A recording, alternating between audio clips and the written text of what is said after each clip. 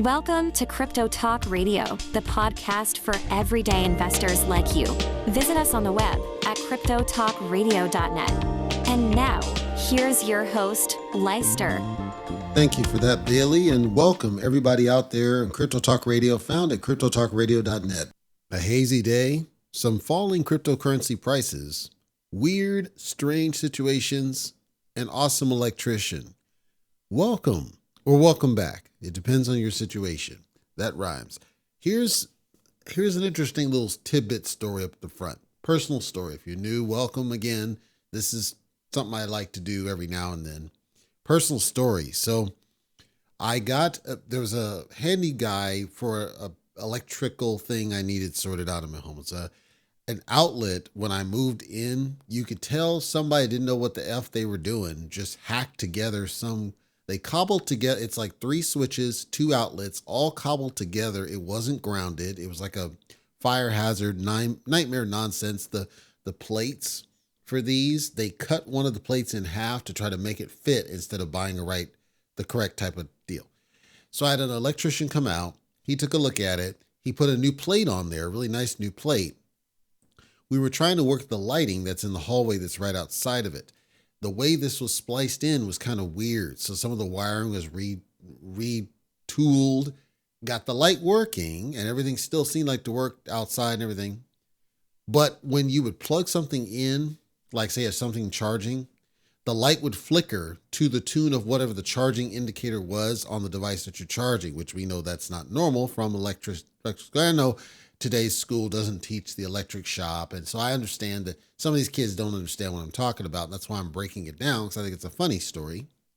So I had another handy guy come out and just take a look at it, really to solve the issue with the outlet affecting the switches and the lights, because that should not happen in proper current. So he found this issue above the light where some of the wiring was not, some of the neutrals were not spliced together, and then he had to rewire the stuff behind the panel. He starts to put it back in there, and there's a spark, like a loud spark. Trips the breaker downstairs. So, and this is after, I don't know if anybody, there's a show, and I forget the name of the show offhand. It's a really funny show where he's doing work to hang like a towel rack. You might know what I'm talking about. Somebody might know what I'm talking about. What's the name of that? Trailer Park Boys, Ricky the Handyman. So there's this scene, and I don't know the setup, but there's a scene. He's like, yeah, I'm going to, these old homes, the studs are 16 apart and they're all standing, being out here in 5 minutes, right? And he nails in this deal to hang up the towel rack, the little towel ring. Nails it in there, and he's like, all right, good to go. And he pulls the towel ring, comes straight off because he nailed it through drywall, because he assumed where the studs were. And then it's a funny segment. If you do get a chance, I do recommend you check it out. It's a hilarious segment. It's on season 12, episode 2, I think it is, of Trailer Park Boys. It's all over YouTube. Just search Ricky the Handyman and you'll see hits. It's a hilarious, that's the kind of story of what's been the story of my life with this house in certain of these things. Not everything, but certain of them. Some things are easy. Like I fixed the security lighting out in the rear. It's all good. Beautiful. Turns on when the sun sets, turns off when the sun, so that's good. I fixed the porch lighting. That's good. I'm starting to install track lighting along the driveway. That's going smashingly. I'm just doing it piecemeal over time because it's easier to do it at night because I can't tell where to aim. So I'm doing that at night. That's working fine. I got the garage opener. That's working fine. The side doors it locks now. So that's a security thing. That's working fine. My lawn looks amazing. So, and I'm changing switches as I go around. I'm just swapping the switches out. So everything's going good. It's just when I was starting this business, it's like, geez, I understood, right? It's a home from the 50s. I understood what I was up against, but I didn't realize some of the creative wiring that we were going to run into with a lot of this stuff. So there's that. The second part is this handy guy he fixed this situation. He came out, and after he got it all situated, he got it all done. Everything's working. The charger's working. Everything's clean as a whistle. I enjoy it now. Apparently he has a business card, and on the back, he basically said, let me do it or you could screw it up. So I'm like, all right, this guy's getting the business. His rates are great. I'm trying to reach out to him to see if he does the pipes, because I need to get the piping replaced from galvanized. And if he does, I'll absolutely give him the business, because I thought he's an awesome dude, cool to work with. Him and his partner. His partner didn't do much except for basic assistant, but he didn't need to. His partner seemed like he was cool too. Rare in this place. I'm just excited. If it sounds like I'm kind of marking out, it's because it's rare to find contractors that are willing to do the business. You know, they're willing to do the work, and they're willing to do a quality job. They're willing to go above and beyond. They charge decent rates, and they're cool people to work with. They're not about the text message, automa, what's it's. They're just cool people. You know, that's what I was hoping for. And I checked his Yelp profile. Seems like he does a lot of stuff. So I'm happy to give him the business and just say, look, I'll let you do all this stuff that I'm trying to get done, because there's a lot of stuff I want to get done, like my office that I'm trying to get set up. I'm pretty sure he can probably do flooring, because that's a pretty basic thing. Mine is getting the old flooring out of here. So if he's able to do flooring, I'm happy to give him the business on this. And then hanging up of my acoustics. I can handle the TV, but my acoustic stuff, my server room, which I'm still trying to get set up, and I'm debating whether to do that upstairs or under the stairs downstairs. The stairs renovation I want to get done. Then I'm trying to do some stuff on the front. So I'm like really excited to find this guy, because he seems like a cool dude. And if he comes back and he's able to do the pipes, it's game, set, match, because the pipes are the biggest at this point risk left in the home, is getting those swapped to either copper or PEX. I'd prefer copper, but I don't care at this point. I just want them out of there so I can stop seeing rust come out of the faucet for the first 3 seconds. That's my life. Meanwhile, on the cryptocurrency side, as I said, I haven't been staring at it. I watch it a little bit. You know, I make my calls every now and then. I do some out of cycles. I did a special out of cycle on YouTube only. I didn't do it on the podcast because I didn't want, it seemed like it's a better fit on the video side. That one started to run up. That one started to go a little bit crazy. And I was just talking about BlockDAG. If that's something of interest to you, feel free to check it out. CryptoTalkRadio.net/YouTube. And it'll take you straight to our channel. It's the latest video, I believe, up there for that. And that was not covering the token. It was covering CryptoJ's coverage of said token. But it seemed like it got a lot of interest from whoever, because nobody was really doing it other than CryptoJ. And I wanted to cover his because there were some things I wanted to give him some feedback on. So in the meantime, let's go ahead and take a look at what we got going on here on deck. I don't think it's going to be too long of an episode here today.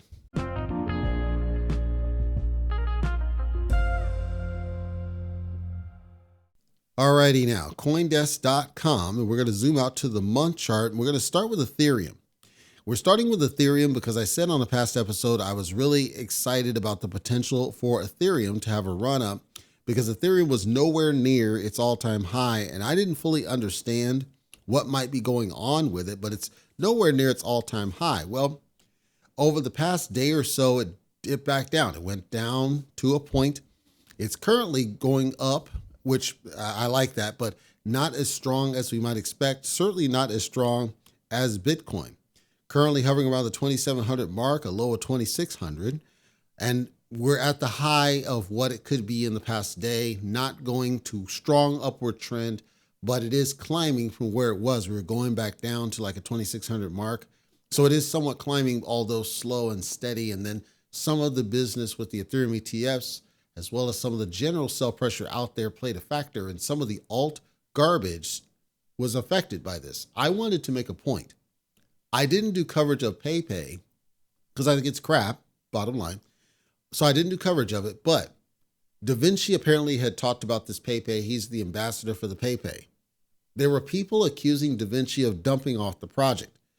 I want to be clear. DaVinci hasn't sold. His wallet's public. It's a public wallet. It's called DaVinci Codes, and he broadcasts all over the freaking place. And I took a look because people were claiming he was dumping on the token. He has not sold a single one of them. No matter how low it went, he's not sold a single one of them. Now, why he hadn't sold is a different conversation. I can't say if there was some motivating reason why he didn't sell, like say some agreement he had with the token, or his own motivations, or why ever. Can't say that. I'm simply clarifying for anybody who's interested in PayPay. As the ambassador, he has not sold a single token.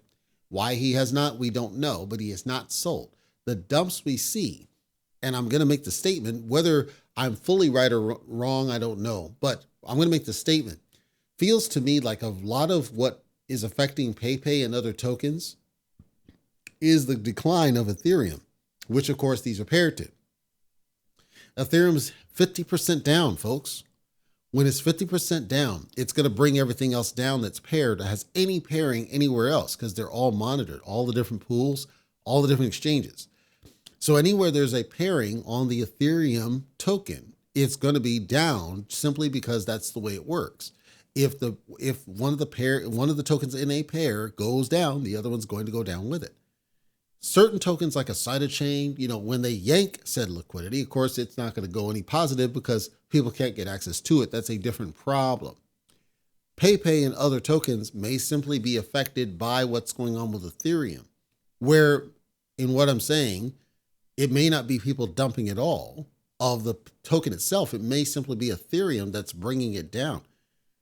If you think about the elastic nature of some of these drops versus the climbs, that tells you that some of these tokens, if you look and you don't see significant actual sell traffic, and I'm talking significant sell traffic. So if you're seeing sales for like $100 or $200 or something, that's not significant sales. We're talking greater than $1,000 in a token like a PayPay.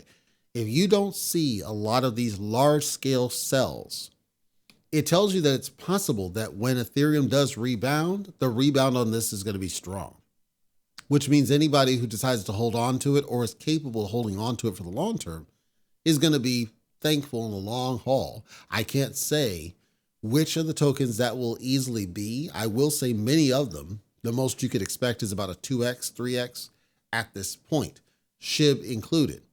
Whereas something like PayPay that had recently launched, like remember, it hadn't been out that long. And so it hasn't had time to really marinate to the degree that Pepe did or Bonk did.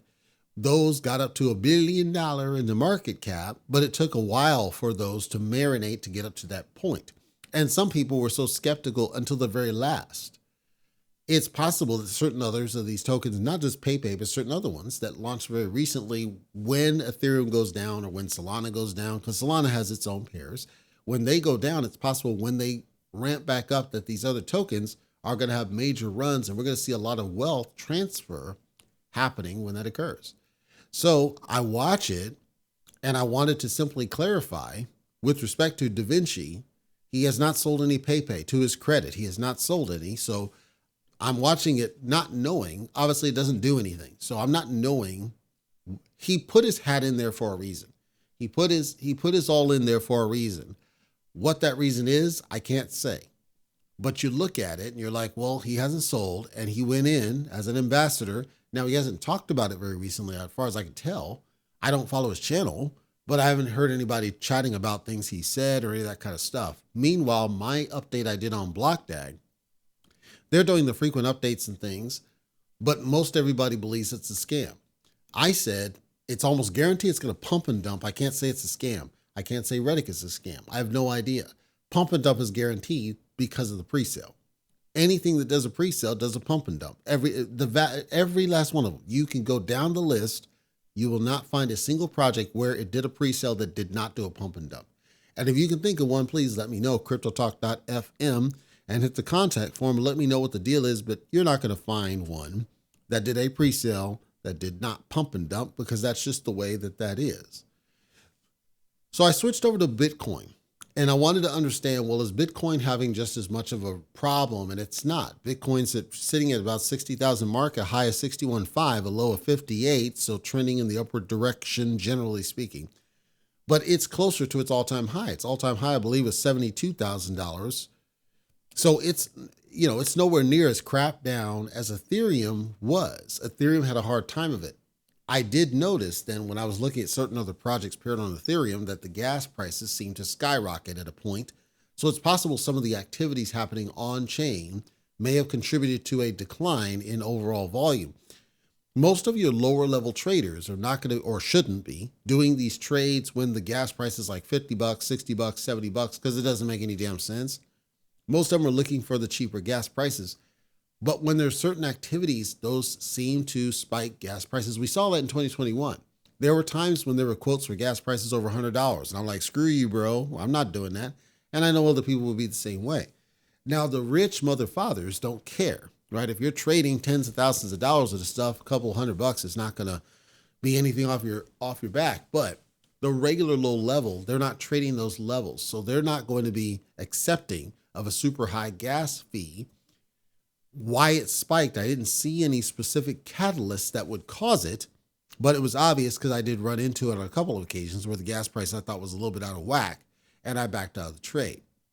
So I'm saying during that span of time, when gas prices are starting to go haywire, it's possible that may have contributed to a loss of volume and people stopped trading during that time waiting for cheaper gas.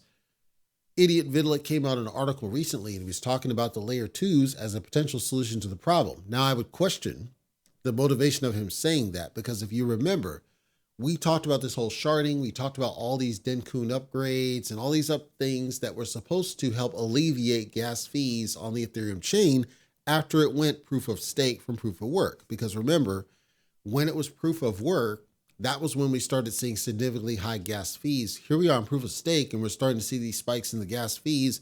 So all the different upgrades and enhancements that they've been doing don't seem to solve the problem.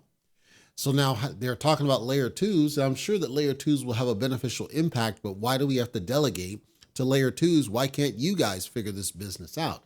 That's the open question I think people should challenge Idiot Vitalik to say, you said all these different things were going to help the gas prices, and yet here we are, really no better off than where we were before. And I think you got some explaining to do, because I think he made a lot of promises that may have caused some pumps. And then, by the way, Idiot Vitalik tends to dump on you whenever he cares and feels like it. Three Arrows Capital is back in the news, not for a good, well, it's good for you, but it's not really good in the big picture of a thing. So if you're in the Luna Classic ecosystem, you are interested in Luna Classic's revival. You know the name Terraform Labs, you know what they're about, you know what the deal is on this situation.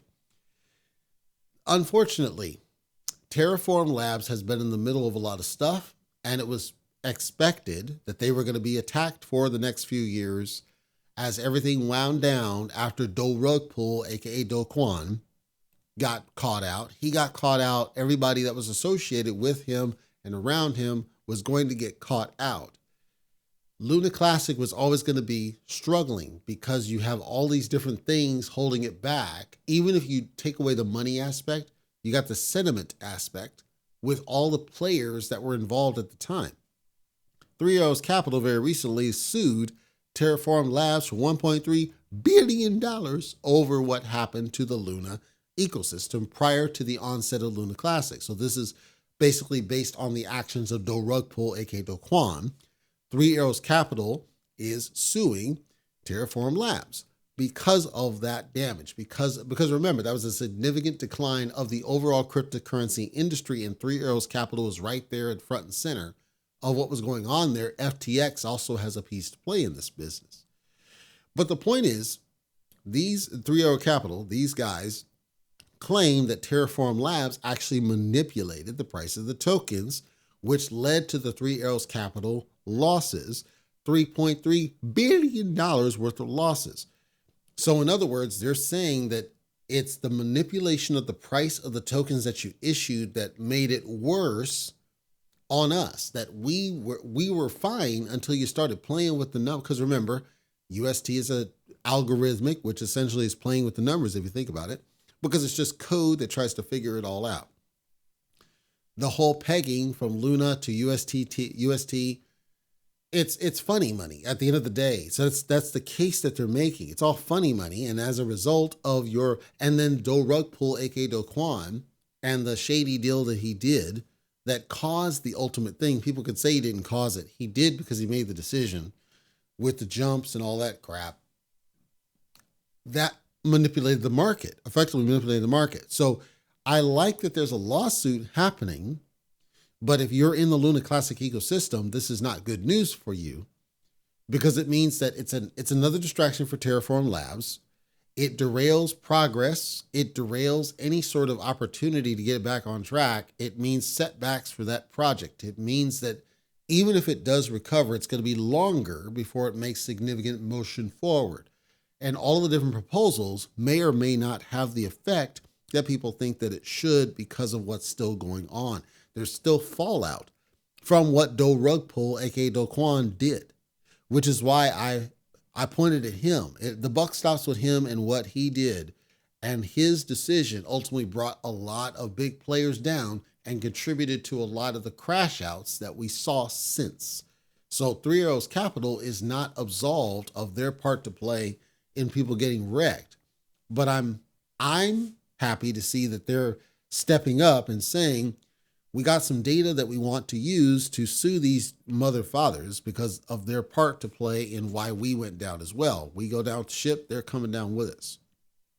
Speaking of going down, Bitcoin is expected to possibly go back down. I don't know if this is really going to happen. I'm sharing it because this is a speculation spinning around that Bitcoin, in theory, might not be able to hold the 60,000 or 61,000 level, might crash back down yet one more time before doing a final run up.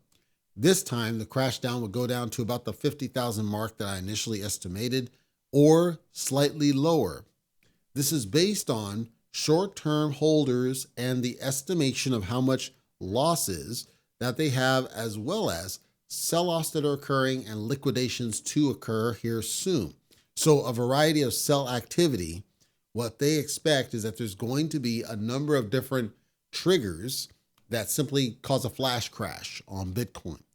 Do I think that happens? I don't know for sure. I doubt it, but that's the theory spinning around. Right now, we're at 61-ish, 60, 61-ish, that there could be a flash crash impending based on sell activity down to about the 50,000 mark before rebounding and going up.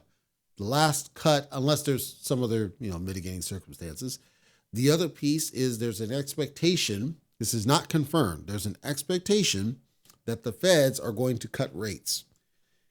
If the Feds decide to cut rates, this may or may not be a good thing.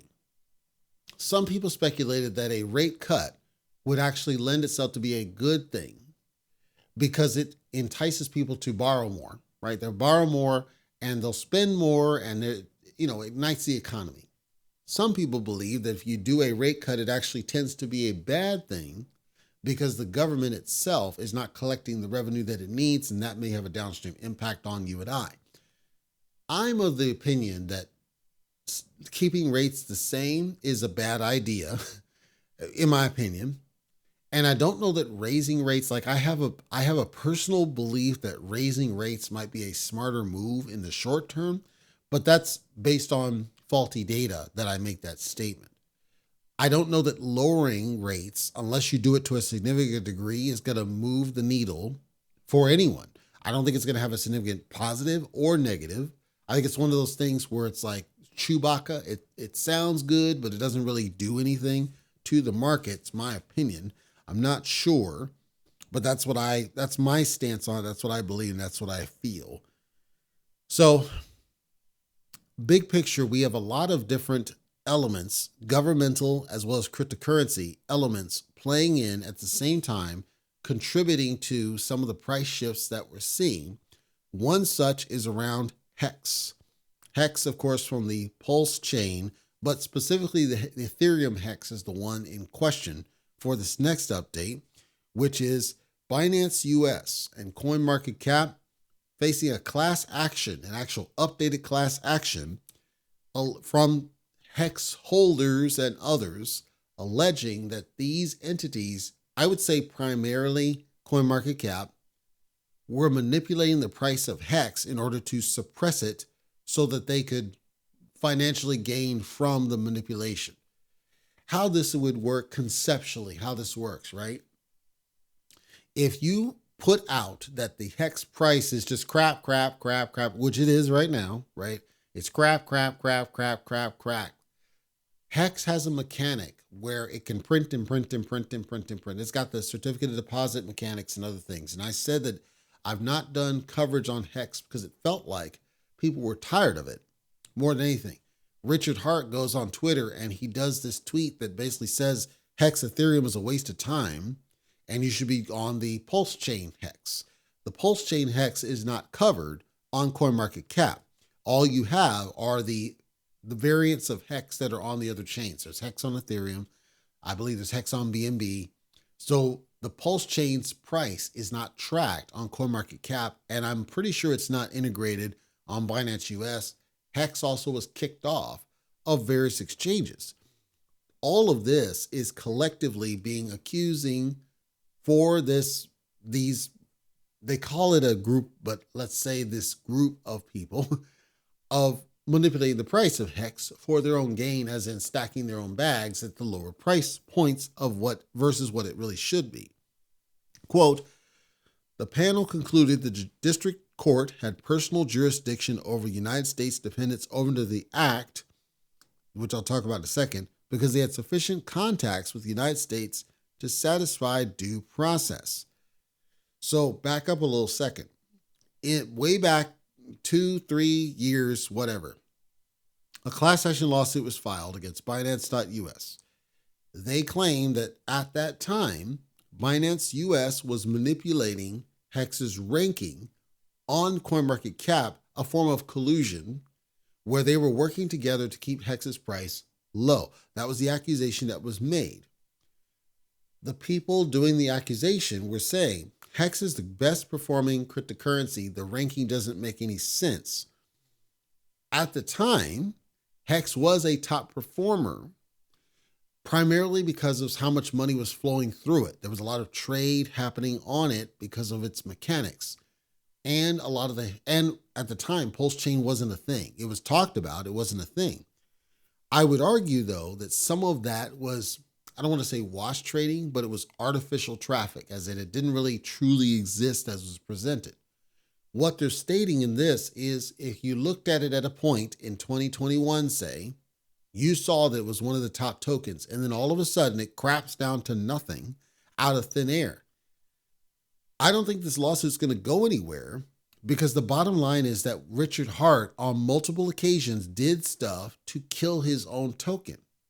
When Pulse Chain was first released, the bridge didn't effectively work. It did not easily make it, simple to move between chains. That's number one. Number two, the first variant of it was buggy as all hell. I argue it still is. Number three, he does these tweets that basically say Hex on Ethereum is he didn't say it's a scam, but he said it's effectively a waste of time. Well, people were holding it, and then it crapped. It crapped multiple times. He did that like twice on this. Then there was the PLS token became a focus. The PLSX became a focus, and Hex became less of a focus. I'm saying that I don't know if the lawsuit is the right answer, because they need to look inside. That was really about Richard Heart killing his own freaking token. To me, that's what killed the business. It's Richard Heart killing his own freaking token, not anything that the token that, CoinMarketCap. I don't think they did anything to manipulate. They might have. Can't prove that they didn't. I don't think they did. I think it's Richard Heart. I think he's the one that kills his own business. And unfortunately, that's why people call him a scammer, because he does these things. He'll do something to promote it and shill it and hype it to the moon, and then he'll do something to kill the business and leave people, quote, wrecked. And so that's why people don't think highly of him. Look inside. Don't look at these other ones. They can't do anything beyond what the active price. If it's being traded at X, it's being traded at X. So that's my opinion on the business. I don't know what to really think of it, and I haven't really followed it close. I share it because some people may be in that ecosystem that are listening to the show. In closing, one of the things you want to keep in mind right now, I said it before, it's hard, but you got to train yourself to consider every single red as a discount, just like you would do at the store. You look at it as it's a discount opportunity. You see it, and there's an opportunity to get it at a lower price point. And by getting it at a lower price point, you can get more of it, such that when it goes up, you can benefit from it. And ideally, you're taking profits out of it so that you recoup not only what you put in, but also a little bit of profit over top. There's a tendency, and it seems to be broad spread across cryptocurrency, to wait for the $1 million to drop. And I understand if you're a gambler and want to roll the dice, that's your prerogative. I'm still going to be an advocate of getting profit opportunities when they come up. Right now, Bitcoin is not a strong profit opportunity unless you're at the 5 figures investment, in my opinion. Ethereum, though, can, at minimum, it's going to 2x. We know that because of what its price is. It's down 50%. So at minimum, it's going to double. So the worst you could do is toss say $10,000 at something and turn it into 20 at some point if you're patient enough and it's throwaway money. To me, it's an easy win. Ethereum is an easy win. We don't know when it's going to go up. It's going to go up. Ethereum's an easy win. Solana's an easy win. Avalanche, I would argue, is an easy win. BNB would be an easy win, but it's kind of on the higher side of value at the point. You have to decide, are you okay just making incremental profits, or are you going for the $1 million bag? If you're going for the $1 million bag, I would argue you're going to be frustrated this entire journey. That's the hard part, to decouple yourself from looking for the $1 million bag and instead focus on the incremental profits that you might be able to get from some of these other projects that are out there. I'll even throw PayPay in that, not knowing for sure, because again, if it's throwaway money, there is a strong probability that PayPay does have a run after Ethereum recovers its price and FOMO kicks in. There's a strong probability that PayPay goes on a run. Right now, it's at a very low market cap and its price is reasonably low, such that it could very well turn into something. I can't say that it will. I don't know. I truly don't. Same with Reddit, same with BlockDAG, same with some of these other ones that are out. Orc is one I heard. Some of these, it's possible that when Ethereum recovers, they go on a run. And that may be why you're hearing from different outlets that these are covered. Just be careful and make sure it's money you can afford to throw away, and it's fine. The problem is when people start putting more money than they can afford to lose. And that's where I see the risk. And that's what I don't want to see. I don't want to see people, toss all my money at a thing and then get wrecked, trashed on the end of it.